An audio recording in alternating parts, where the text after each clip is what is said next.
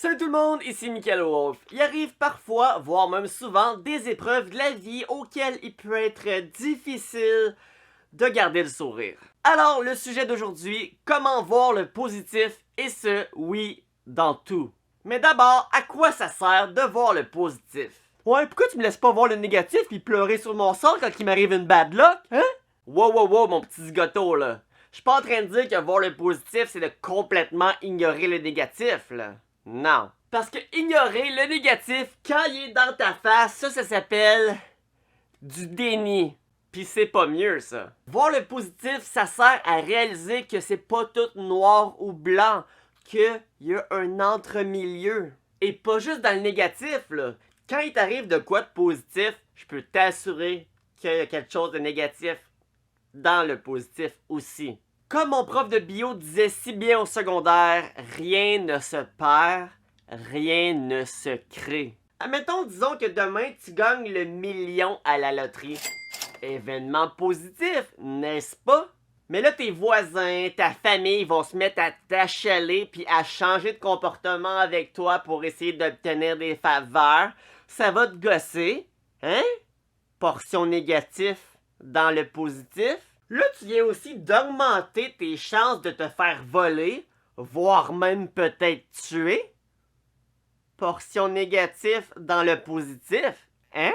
Évidemment, je suis pas en train de te dire, non, il faut pas gagner le million, là, tu vas te faire tuer.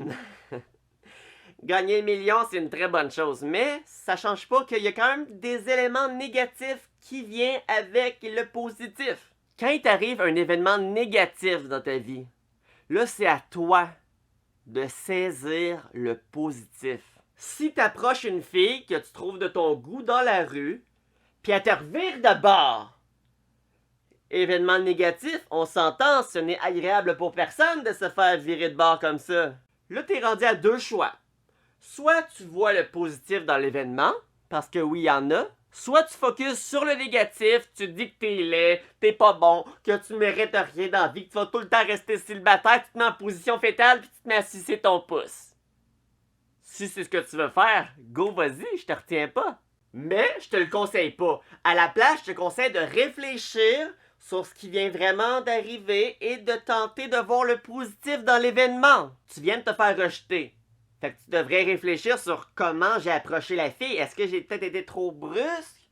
Est-ce que la manière... C'est quoi j'y ai dit en l'approchant? Peut-être même que je m'en fais pour rien puis la fille est juste en couple. Ça se peut très bien vu que la majorité des femmes sont déjà en couple. Ça te permet finalement de réaliser que c'est bien normal de se faire rejeter.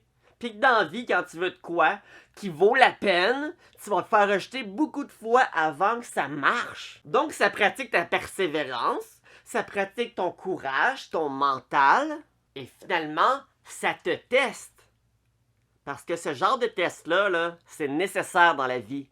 C'est ce qui va trier les gagnants des perdants.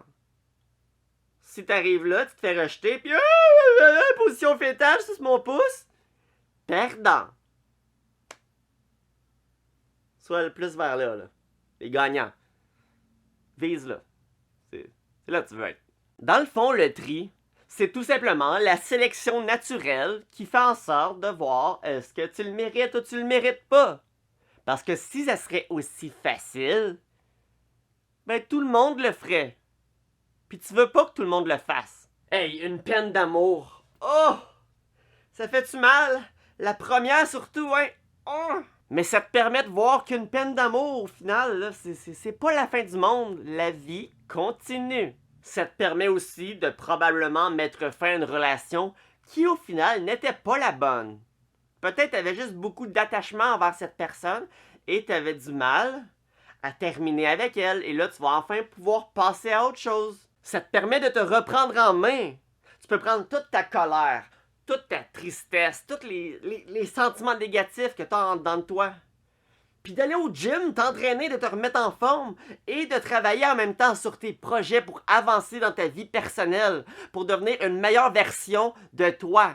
Parce que c'est ça qui devrait être la quête de tous et chacun, devenir une meilleure version de soi-même. Moi, si j'aurais pas vécu une immense peine d'amour il y a bientôt 10 ans, je ne serais pas la personne que je suis aujourd'hui. Ce qui ne nous tue pas nous rend plus forts. Et si je pourrais choisir à changer tout ce qui s'est passé dans mon passé, je ne voudrais pas le changer. Parce que dans le négatif, il y a du positif. Alors comment voir le positif dans tout? C'est d'être capable d'avoir une vision périphérique sur les choses, les événements, et d'être capable de les voir dans leur ensemble.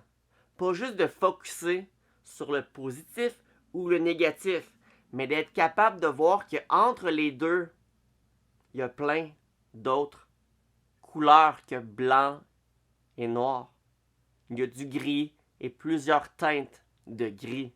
Parce qu'un événement, c'est pas toujours positif ou négatif. Ça peut être positif pour toi, mais négatif pour quelqu'un d'autre. Si par exemple, t'as un chien, ton chien meurt. Événement négatif pour toi. Mais par la suite, tu décides d'aller à la SPCA et de sauver un nouveau chien. On s'entend que la mort de ton chien va faire en sorte que tu vas adopter et sauver un nouveau chien. Alors pour ce nouveau chien, la mort de ton chien est un événement positif. Tu te fais mettre dehors de ta job. Ben devine quoi? La vie va t'amener ailleurs. Et le ailleurs que la vie va t'amener, ben ça s'appelle ton futur. Et dans ce futur, tu vas peut-être être bien heureux. Et tu vas peut-être même rencontrer la femme de ta vie et fonder une famille avec elle. Et devine quoi? Si tu te serais pas fait mettre dehors de ta job, là, ben tu l'aurais jamais rencontré, cette fille-là. Parce que ce futur-là n'aurait pas existé. Parce que le fait que tu te sois fait mettre dehors de ta job, c'est ça qui a fait changer ton futur. Donc le fait que tu te sois fait mettre dehors de ta job a fait en sorte qu'aujourd'hui, t'as une femme et des enfants. Hey! La vie, c'est un film, et comme dans tout bon film, il arrive des péripéties, des événements négatifs, et c'est ça qui fait que le film est intéressant. C'est ça qui le rend excitant. En ce moment, avec la pandémie, là, il y a plein de choses qu'on peut plus faire. C'est plate? Ben oui, mais il y a plein de choses nouvelles que tu peux découvrir. Puisque ça te sort de ta routine habituelle, ça te sort de ta zone de confort. Tu te fais arrêter par la police parce que t'allais trop vite. J'ai fâché. T'as juste envie de focusser sur le négatif. Dis-toi que la police t'a un trou de cul, puis blablabla, puis tu méritais pas blablabla.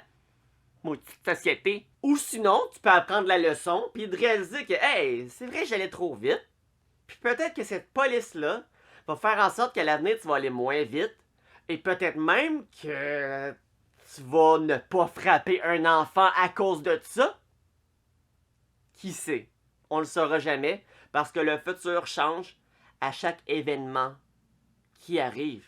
Voir le positif dans tout, là, dans le fond, c'est tout simplement une manière de faire confiance en la vie. Et de réaliser qu'au fond, il n'y a rien qui arrive pour rien. Alors je t'encourage, à chaque fois que tu as une médaille, de la virer l'autre bord pour voir l'endos. Si tu as apprécié la vidéo, like la vidéo, écris-moi un petit commentaire, abonne-toi à la chaîne si ce n'est pas déjà fait. Si tu fais tout ça, tu vas m'aider dans ma quête de devenir monétisé parce que ça va améliorer l'algorithme YouTube. Et quand tu améliores l'algorithme YouTube, le dieu de YouTube est content. Et quand le dieu YouTube est content, ben moi aussi je suis content. Fait que... fais donc ça. Yes! À la prochaine!